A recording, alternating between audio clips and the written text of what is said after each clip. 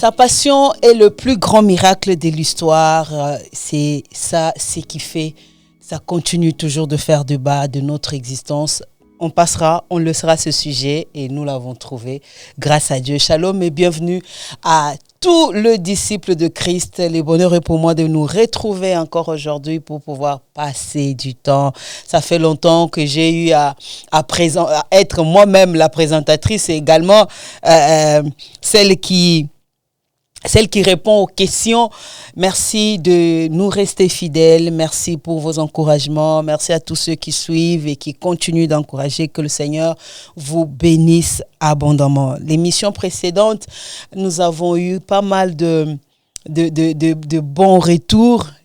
C'était une émission qui a béni beaucoup de personnes et nous apprécions cette grâce à sa juste valeur. Un grand merci aussi à Pasteur Rodin qui avait accepté de passer ces moments avec nous. Alors aujourd'hui, est-ce que je peux parler de la suite? Je ne sais pas, mais on va aller sur la même lignée.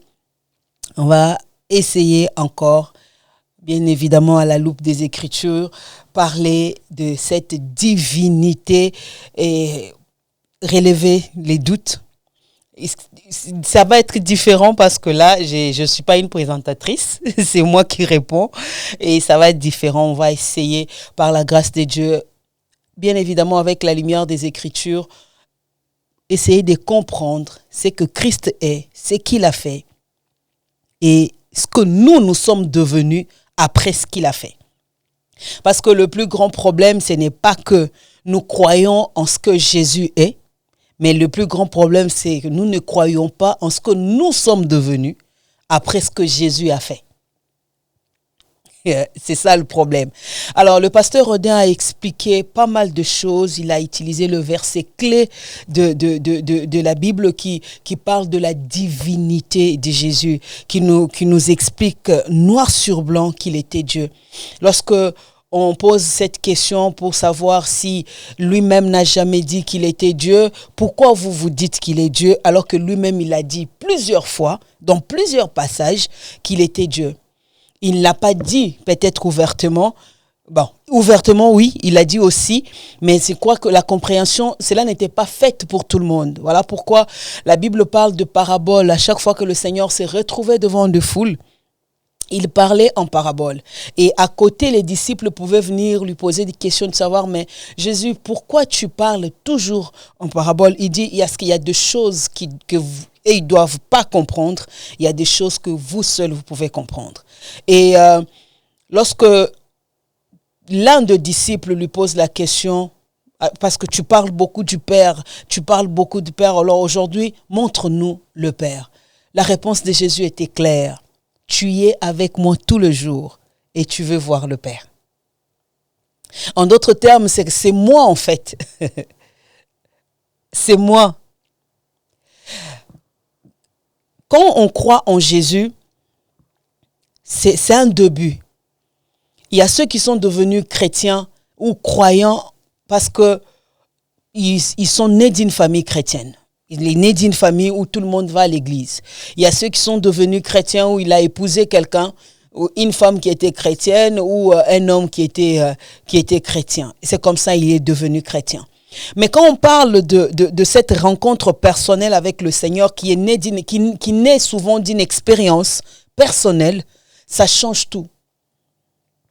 Ça change tout.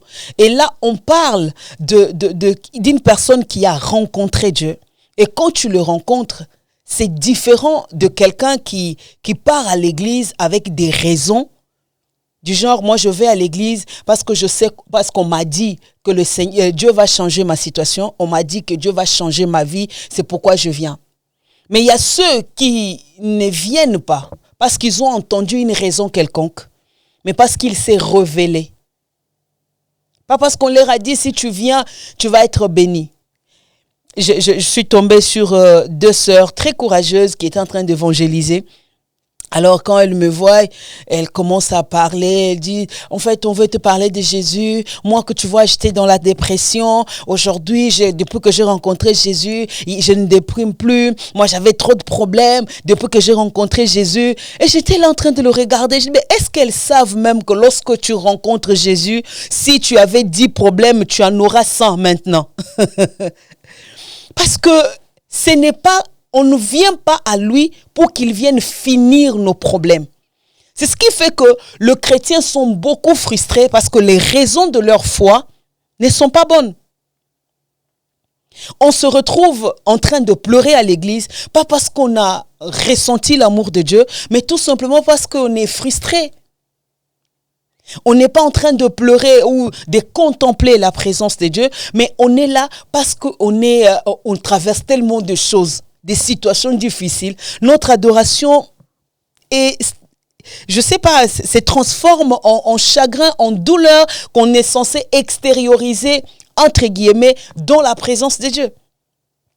Pendant qu'on nous dit, nous allons adorer le Seigneur, et nous, on s'est dit, on va adorer celui qui donne le mariage, on va adorer celui qui donne les enfants, on va adorer celui qui fait voyager, on va adorer celui. Et si on s'est limité à adorer celui qui nous a sauvés. Point. Lorsque tu lui fais cette rencontre toi-même, tu sais pourquoi tu lui donnes ta vie, tu sais pourquoi tu marches avec lui, tu sais pourquoi tu obéis à sa parole, parce que tu l'as rencontré seul.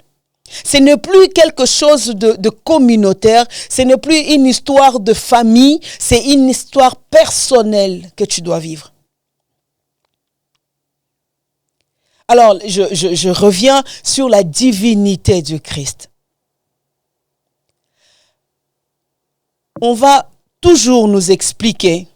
Beaucoup disent Jésus-Christ est Dieu, Jésus-Christ est Dieu. Ils ne savent même pas comment il est Dieu, pourquoi il est Dieu. Parce que plus on n'a pas la révélation exacte sur ce que Christ est, on n'a pas aussi la révélation sur notre identité.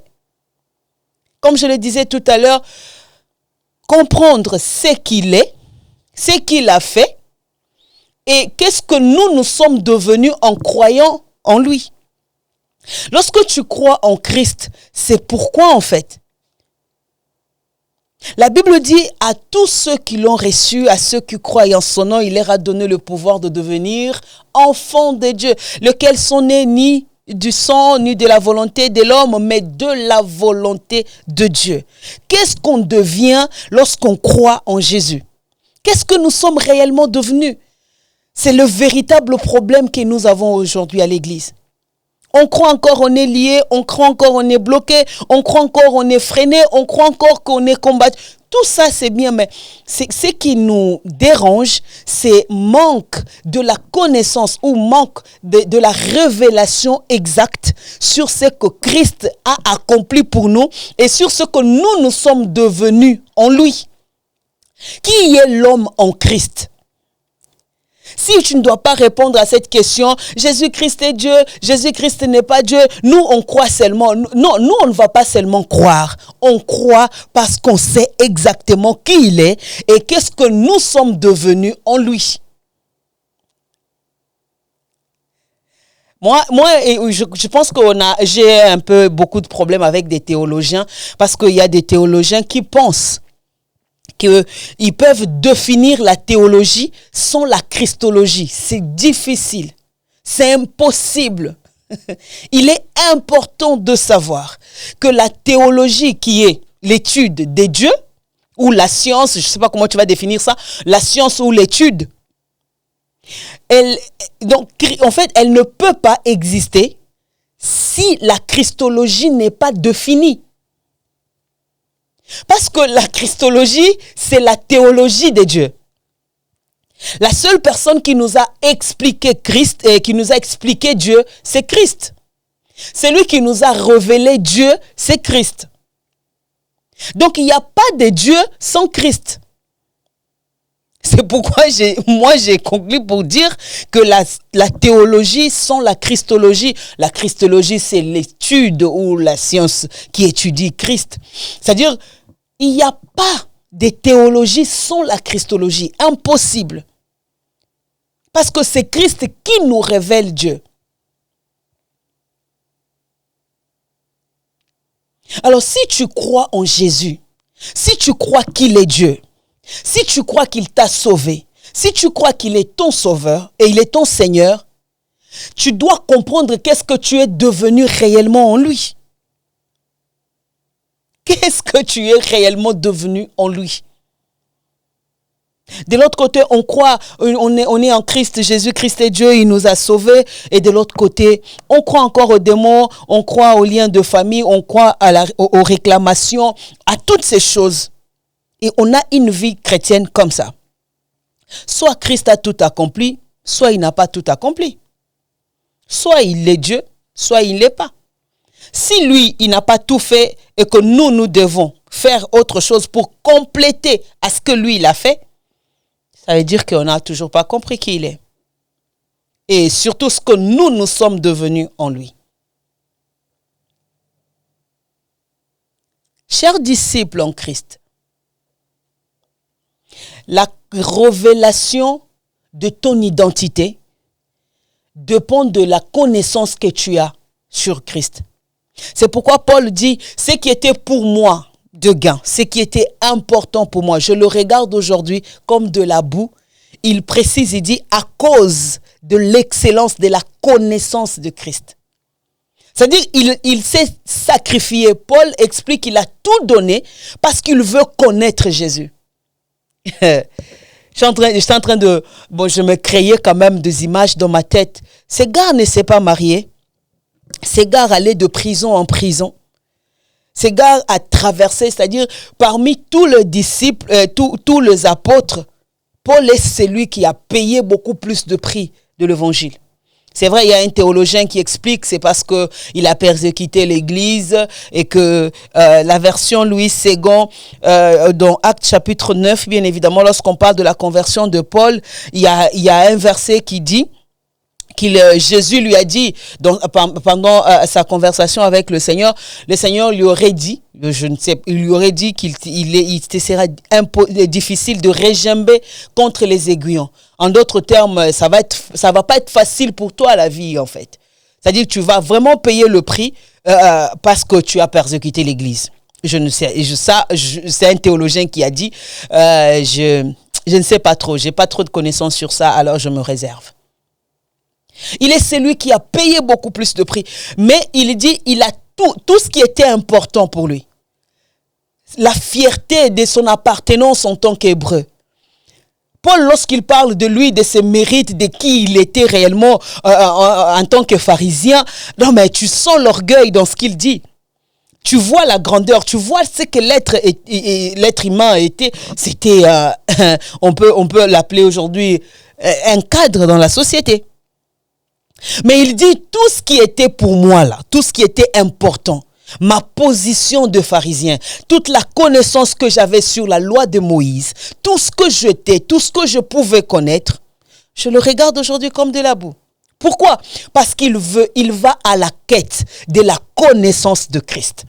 Il va à la quête, il veut connaître qui est Jésus, il veut connaître ce qu'il est. Et en fait, l'homme qui veut connaître, c'est lui à qui Christ s'est révélé. Jésus se révèle à lui. Paul a vu Jésus.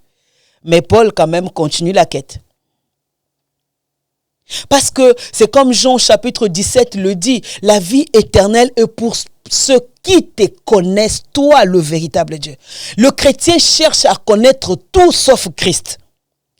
Le chrétien aujourd'hui cherche à connaître tout ce qui le bloque, les noms de démons et des esprits qui freinent leur vie, mais personne ne veut connaître ce qu'il est devenu réellement en Jésus. Et ça, c'est compliqué. C'est ce qui fait que parfois nous sommes de chrétiens tellement instables, non affermis. Parce qu'il suffit qu'on nous dise la situation que tu traverses, oh non, ça n'a rien à voir avec, oh non, je sais d'où ça provient. On part pour vérifier. On est à la quête de tout, sauf de la vérité. La Bible dit, vous connaîtrez la vérité et la vérité vous affranchira. Et la vérité, c'est Christ. La vérité, c'est Christ. Donc, tu peux tout chercher, mais tant que tu ne chercheras pas la révélation sur ce que tu es devenu en Christ, on va tourner.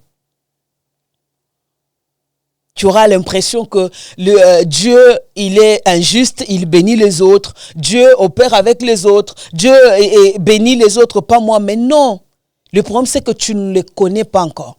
Lorsque la Bible dit « Mon peuple périt parce qu'il lui manque la connaissance », c'est que nous devons savoir ce que Dieu s'adresse à son peuple. Il présente Israël comme son fils, son premier-né. Et il s'adresse à Israël qui est son peuple. Il ne s'adresse pas aux gens du dehors. Ce n'est pas une histoire de païens ou une histoire des gentils dans le langage biblique. Mais c'est une histoire de son peuple. Il dit « Mon peuple périt parce qu'il lui manque la connaissance. » Parce que le peuple est là, il ne connaît pas qui est Dieu. Le peuple est là, il ne connaît pas qu'est-ce que Dieu est, surtout au travers Christ, qu'est-ce qu'il a accompli pour nous. On a l'impression que l'œuvre de la croix est tellement incomplète et qu'aujourd'hui nous devons avoir beaucoup de choses pour compléter cette œuvre. Dans nos bouches, quand nous prions, nous disons, Seigneur, tu as dit, tout est accompli, Seigneur, tout est accompli. Ok, tout est accompli.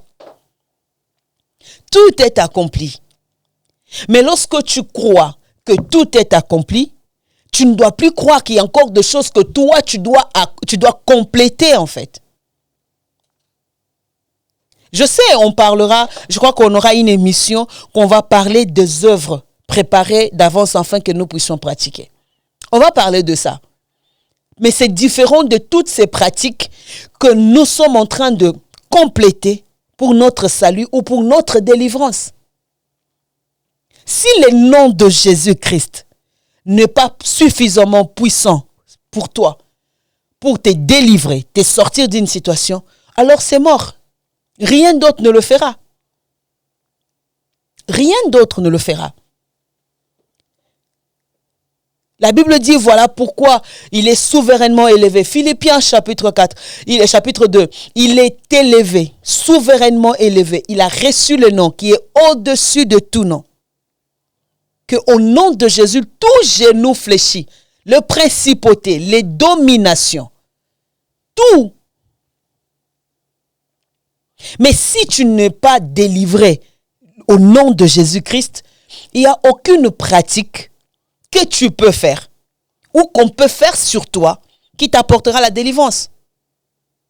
Ni de l'eau salée, ni de montant de somme, ni tes jeûnes et prières à la montagne. Rien de tout ça ne peut te délivrer. La délivrance, c'est dans le nom de Jésus-Christ. La délivrance se trouve que dans le nom de Jésus-Christ. Il n'y a pas autre chose. Il n'y a pas autre chose. Tant que tu ne crois pas, tant que tu n'es pas conscient de ça, ah ben voilà, les choses vont continuer. Le problème que nous avons aujourd'hui avec... Je vais ouvrir une parenthèse vite fait parce que c'est une question qui m'a été posée par l'une de mes filles. Je vais vraiment répondre. Je profite pour répondre ici. Je ne suis pas en train... je pense que avec toutes les personnes qui m'ont déjà entendu prêcher sur la délivrance, ils savent ce que je dis. Je ne suis pas en train d'ignorer les œuvres du diable. Paul dit, nous n'ignorons pas ses desseins. Je connais ses buts, je connais son objectif. La Bible dit, il rôde, cherchant qui dévorer. Mais ce que je ne permets pas, c'est de lui donner de pouvoir que la Bible avait une fois dépouillé. En fait, où Christ, la Bible dit Christ avait dépouillé. Nous, on ne doit pas le charger de ce qu'il n'est pas. Parce que les diables africains, surtout le diable congolais, il est trop puissant. Il est trop fort. C'est le diable dont les gens gênent pendant des heures, pendant des jours et des jours, de mois et de mois. Ils détruisent et ça ne finit pas. Et à un moment donné, tu changes ta position et tu verras si la situation ne doit pas changer. On essaye simplement de faire comprendre à l'Église que Christ n'était pas venu en vacances. Christ n'a pas fait quelque chose pour que le diable soit un peu... c'est-à-dire que le diable combat tellement Jésus-Christ. Je ne parle pas de Jésus humain que le diable a tenté après 40 jours de prière. Non, non. Je parle de Christ qui est assis à la droite du Père pendant que moi et toi on est sur terre. Pendant qu'on est en train de parler là. Ton intercesseur, ton avocat auprès du Père. Même si l'accusateur peut venir, quelqu'un m'a dit, mais pasteur Ginette, n'est-ce pas que la Bible dit, il est notre accusateur, mais j'ai un avocat auprès du Père. Si le diable m'accuse, il y a un avocat qui est là. Là, ce n'est plus ma responsabilité. Je pense que les hommes qui ont souvent, les hommes d'affaires, des hommes politiques, ceux qui ont les avocats, ils sont des avocats, ils ont, mais ils savent. Quand son avocat est là, ben, il parle pas, l'avocat parle à sa place. Il faut que l'avocat dise parle pour qu'il parle. Hein? J'ai un avocat auprès du Père. Et tu veux que moi je fasse quoi? Il est mon ennemi, il n'est pas l'ennemi de Dieu. La Bible dit il a effacé l'acte dont les ordonnances nous condamnaient et pesaient sur nous. Je prends ces passages, je m'approprie. Christ l'a fait. La Bible dit, tu seras la tête et non la queue. Je prends ces versets, je le fais mien. Donc, il peut tourner, il peut rôder, il peut accuser. Tant qu'il y aura un avocat auprès du Père, tant qu'il y a un avocat, moi je ne m'intéresse, je ne veux pas m'inquiéter pour ça. Église, il faut connaître qui tu es devenu en Christ. Lorsque tu as cru en Jésus, qui est l'homme en Christ en fait? Tu es devenu qui en Jésus? Tu es devenu qui en Jésus? Tellement on a ouvert les yeux sur le matériel et on a même pris un Dieu, quand il ne nous donne pas le matériel, c'est-à-dire qu'il n'est pas puissant. On a tellement réduit Dieu. Le matériel dont nous, on veut qu'il nous donne, il y a ceux qui en ont sans lui dehors. Ils ne prient pas, ils ne sont pas chrétiens, ils ne croient même pas qu'il est là. Ils travaillent juste, ils gagnent leur argent. Que vous dites, c'est avec le diable ou pas. Je sais qu'il y a des hommes sur cette terre qui ont de l'argent parce qu'ils ont bossé. Ils ont travaillé et ils gagnent comme ça leur argent. Ils gagnent comme ça leur argent. Oui, chaque semaine, ils ont de millions, mais ce n'est pas parce qu'ils servent le diable. Non, pas forcément. Et ce n'est pas parce qu'ils servent Dieu aussi. Parce que les chrétiens sont obsédés. Obsédés par la gloire. Obsédés, c'est pourquoi il y a même des thèmes aujourd'hui. Tu te dis, mais Ginette, ça ne peut pas être à l'église. Ce n'est pas à l'église qu'on doit parler de ça. La quête de, on veut tout avoir, on veut tout avoir. Moi, je vous le souhaite. Hein. En tout cas, au nom de Jésus, mon cœur est ouvert. Je veux que l'Éternel bénisse les gens. Trouvez du travail, bossez, gagnez dignement votre argent, que l'Éternel bénisse vos affaires. Mais ce n'est pas l'objectif. Il n'est pas allé à la croix pour que toi, tu deviennes riche. Quelqu'un dira, pasteur, la Bible dit, il est le rémunérateur de ceux qui le cherchent. On va dire quelque chose sur ça. Le début du verset dit ceci.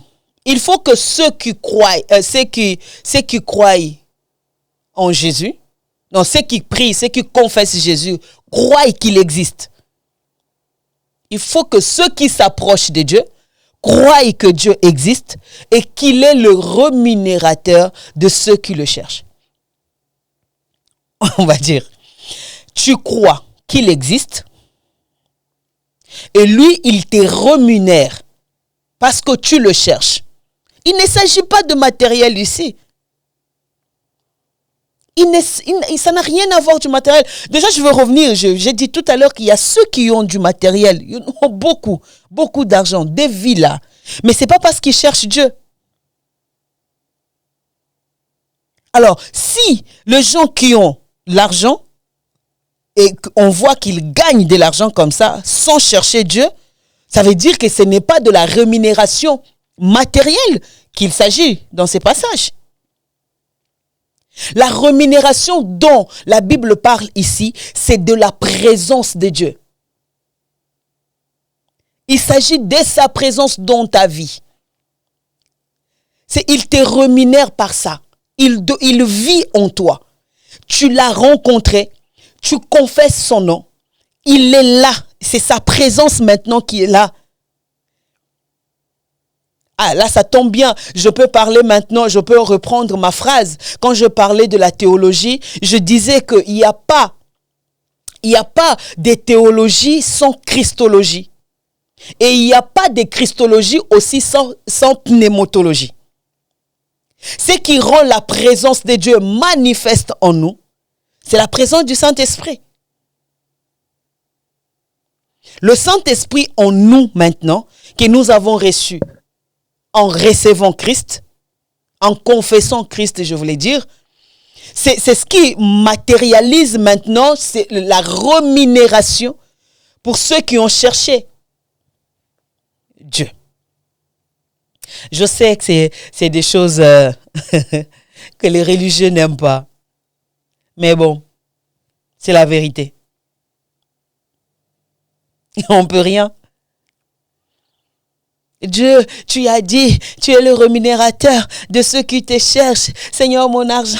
Seigneur, mon travail. Seigneur, j'aimerais bien que l'Éternel bénisse son Église. J'aimerais bien que Dieu bénisse tout le monde. Mais croyez-moi, tout le monde ne sera pas béni de la même manière. Non. La Bible même dit, ces jours-là, malheur à ceux qui seront enceintes. Parce que si Jésus venait aujourd'hui, il y a ceux qui sont enceintes, hein. Il y a ceux qui ont de bébés, comment ils vont partir? Comment ils vont courir même? La Bible dit, malheur à ceux que ça trouvera même en hiver. C'est quoi j'étais en train d'imaginer? Hiver net, il y a Suède ou bien île Maurice. Ou bien il y a Russie. Tu vois les gens du vert. Il y a hiver, hein. Canada, ça va encore. Nous, ici, ça va.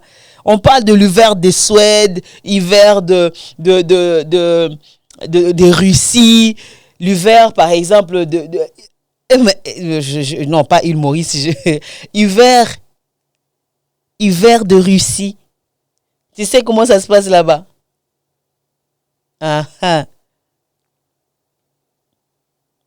Suède même, n'en parlons pas.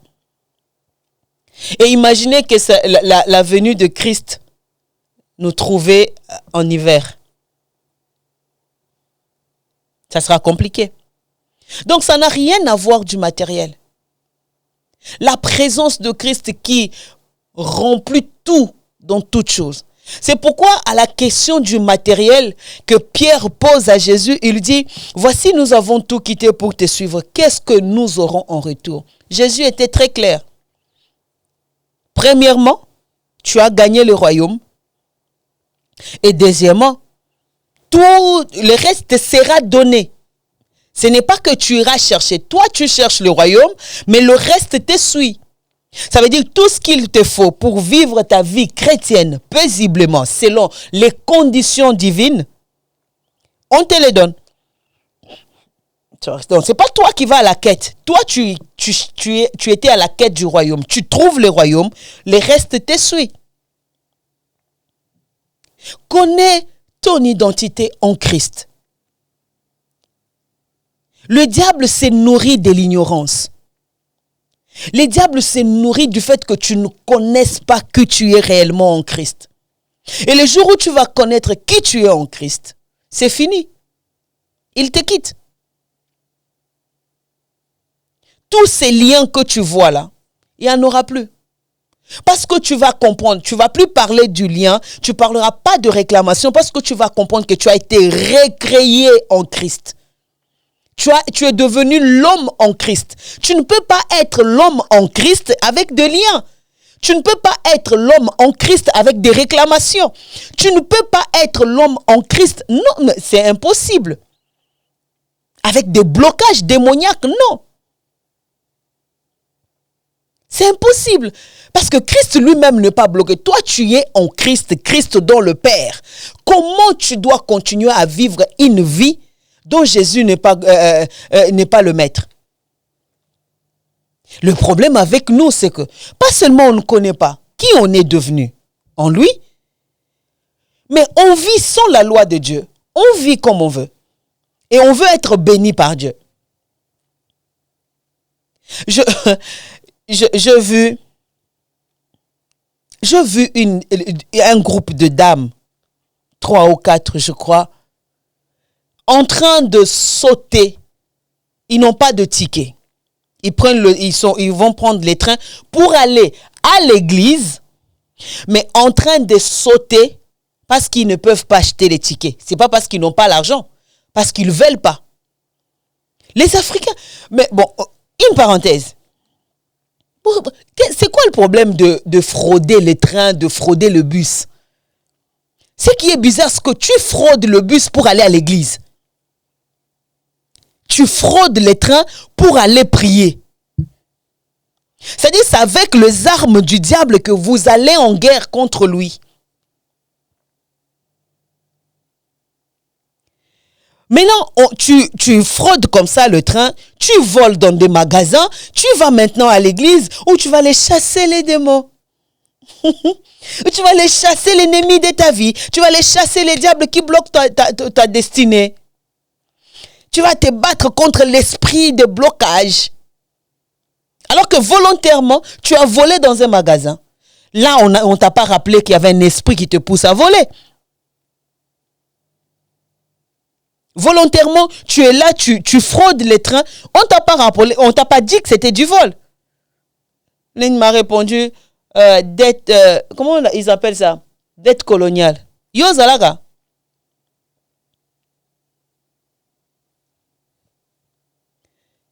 On a du mal à entrer en Christ, vivre la vie de Christ, mais on veut le résultat de la vie de Christ.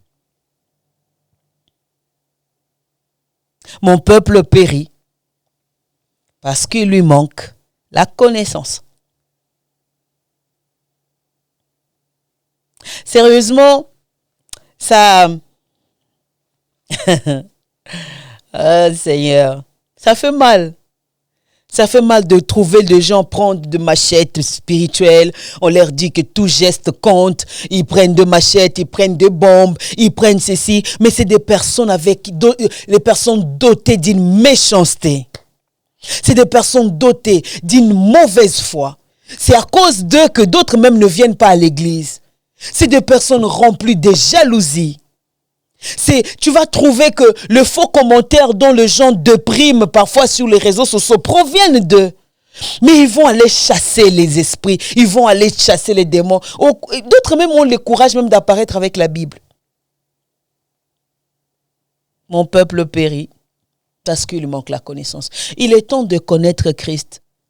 Et quand tu connais Christ, tu vas connaître qui tu es devenu en lui. Qui tu es devenu en lui. Bien-aimé, le diable a des limites qu'il ne peut jamais franchir, imposées par Dieu. Mais si tu lui ouvres les portes, il va entrer. Ne t'inquiète pas. Dans la vie de Job nous enseigne que Dieu permet à l'ennemi d'attaquer Job. Mais Dieu pose une limite. Il dit au diable, là, tu ne traverses pas. Il dit, là, tu ne traverses pas. Et c'est resté comme ça. Job n'avait pas ouvert une porte. La Bible dit, il était intègre, il marchait avec Dieu. Ce que je voulais nous proposer ce soir, c'est au lieu d'aller à la quête de la connaissance des esprits, de ce qu'a fait les ancêtres, ce que ton père avait fait, ton grand-père avait fait, il est temps de chercher à connaître qui tu es devenu en Christ. Parce que ce que tu es devenu en Christ annule automatiquement ce qui a été fait par tes ancêtres. Ton identité en tant qu'enfant de Dieu te donne une position où les liens de famille ne te regardent pas. Où les malédictions ou des lois établies ne te concernent pas. Parce que tu as été recréé en Christ. Tu es né de nouveau. Tu es devenu l'homme en Christ. Dans d'autres versions, on parle de l'homme dans Christ. L'homme avec Christ. Alors cherche Dieu. Cherche à le connaître lui. Cherche à connaître son mode opératoire. Au lieu on va dans un culte où on doit nous enseigner cette méthode pour découvrir les œuvres du diable. D'accord? Donc, je quitte chez moi, je me lave, je me réveille, je me lave, je m'habille, je quitte ma maison et je viens pour qu'on me dise comment opère le diable. Qu'est-ce que j'en ai à foutre? En quoi ça me regarde? Moi, je veux savoir qu'est-ce que je suis devenu en Christ, comment je dois garder ma position en Christ, comment je dois préserver ma vie, comment je dois marcher en Christ, comment je dois continuer à affermir ma foi. Il est temps que les objectifs changent. Il est temps que le but change. Parce que tu vas chercher, bon, ok, maintenant tu sais comment il opère, et alors? Et après, c'est quoi la suite? C'est quoi la suite? Rien. Ça n'a pas changé, n'est-ce pas, depuis que tu connais? J'ai fini. Ce que je voulais nous dire ce soir, c'est bon, ça dépend de l'ère à laquelle vous allez nous suivre. C'est que, parfois, moi, j'ai mal dans mon cœur. Le mal que j'ai, c'est de voir le chrétien n'est pas prendre leur identité d'enfant de Dieu au sérieux. N'est pas connaître leur place. N'est pas vivre la vie qui est leur. C'est pas la vie qui est la leur. Bon, anyway. Ça fait très mal. Mais notre obsession vers la gloire, vers les choses du monde, est en train de tuer l'amour de Dieu en nous. On aime Dieu, pas parce qu'il nous a aimés le premier, on aime ce qu'il donne. D'autres sont tout le temps à l'église. D'autres servent beaucoup parce qu'ils savent que Dieu va les élever. D'autres servent beaucoup parce qu'ils rêvent de devenir grands. D'autres travaillent beaucoup pour Dieu parce qu'ils sont à la quête d'une position chez Dieu. Non. Il faut le servir parce que c'est pour ça qu'il nous a sauvés. Que l'Éternel Dieu vous bénisse abondamment. C'était vraiment un honneur pour moi aujourd'hui de passer ces moments avec vous. Je veux revenir, nous allons essayer de multiplier vraiment des enseignements autour de la Christologie. Donc, c'est-à-dire nos émissions, nos programmes, cette fois-ci, sont centrés que sur la personne de Christ. On parlera du pouvoir de la grâce, on parlera de la vie en Christ, on parlera de la loi de Christ, on parlera de tout ce qui concerne Christ. Parce que c'est de ça qu'il s'agit. Parce que c'est là notre force, c'est là notre identité. Et si tu as une chose que tu dois beaucoup aimer, tu dois aimer les enseignements qui te parlent de Christ, de ce qu'il a fait pour toi. Les enseignements qui te parlent de celui qui ne te juge pas, qui ne te condamne pas, mais qui te dit viens tel que tu es. C'est-à-dire de celui qui t'aime tellement que son amour pour toi domine tes erreurs, domine tes défauts, domine tes faiblesses. Et cet amour ne changera jamais. Comme on l'a dit avec Pasteur Rodin, la dernière émission, c'est l'amour qui ne connaît ni changement, ni ombre de variation. Dieu t'aime, il t'aime, c'est tout. Cet amour n'est pas périodique. Ça ne changera pas parce que tu as bien fait. Ça ne changera pas parce que tu as mal fait. Son amour est là. À chaque instant, chaque moment, il est là et il t'aime. Et ça, c'est une vérité absolue. Quel que soit le mal que tu as fait, oui, Dieu t'aime. Il est temps que tu reviennes à lui. Il est temps que tu reconnaisses tes erreurs, que tu dises, Père, me voici. Que tu recommences une nouvelle vie avec lui. La Bible dit, ses compassions ne sont pas à leur terme. Chaque matin, il renouvelle ses bontés. Dieu renouvelle ses bontés chaque matin. Chaque matin, il renouvelle. Ma prière est que l'Éternel renouvelle ses bontés encore dans ta vie. Qu'il puisse te convaincre de son amour. Qu'il console ceux qui ont le cœur brisé. Qu'il relève ceux qui sont tombés. Qu'il le tienne par le main. Que la grâce de Dieu vous favorise. Que la grâce de Dieu vous rappelle que l'œuvre de la croix n'était pas pour le juste. L'œuvre de la croix n'était pas pour le saint. C'était pour nous. Pour l'humanité tout entière. Pour ceux qui ne les connaissaient pas encore. Pour ceux dont, comme il dit à la femme adultère, la femme qu'ils ont attrapée en flagrant délit d'adultère, la Bible dit, il dit, personne t'a condamné, moi non plus je ne te condamne pas. Quel amour! Elle méritait tellement la lapidation. Mais là, elle reçoit la vie. Elle reçoit une nouvelle chance. Elle reçoit une nouvelle grâce. On lui dit, moi je ne te condamne pas, mais va et ne pêche point. Que l'Éternel vous bénisse. Je nous donne rendez-vous au prochain numéro. Je tiens à rappeler que nous organisons Parlons foi en présentiel. Et on a essayé parce qu'on veut vraiment que ça se passe dans de très très très bonnes conditions. On a repoussé un tout petit peu ensemble avec l'équipe. On a vu qu'il était vraiment nécessaire de mettre ça au mois d'octobre. Alors j'annonce officiellement, là il n'y aura plus le changement. J'annonce officiellement que Parlons foi se tiendra cette fois-ci le 24 octobre. Nous allons donner toute... je crois, on donnera tout le détail, je voulais dire. Et vous allez bientôt voir les affiches sur nos plateformes.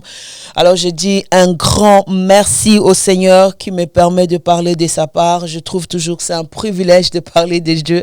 C'est pas facile de parler de Jésus, je vous dis la vérité. C'est une grâce. Je suis reconnaissante. Et aussi un grand merci à toute l'équipe de l'Empire Studio. Un grand merci comme ça au directeur, comme on l'appelle, Empereur 4K, moi dit Esaïe, à qui je vais dire un grand merci. Je signale toujours qu'il est le producteur de cette émission Parlons foi. Un grand merci aussi à Magloire derrière, on appelle quoi, la régie. Que le Seigneur le bénisse abondamment, que l'Éternel accorde la grâce. N'oubliez pas que Empire Studio vous reçoit avec tout ce que vous avez comme événement, activité. Vous voulez une couverture sur une activité, anniversaire, mariage, tout ce que vous voulez. On couvre tous les événements et on reste vraiment disponible. Que l'Éternel Dieu vous bénisse. Quant à moi, je vous donne rendez-vous au prochain numéro. Bye bye.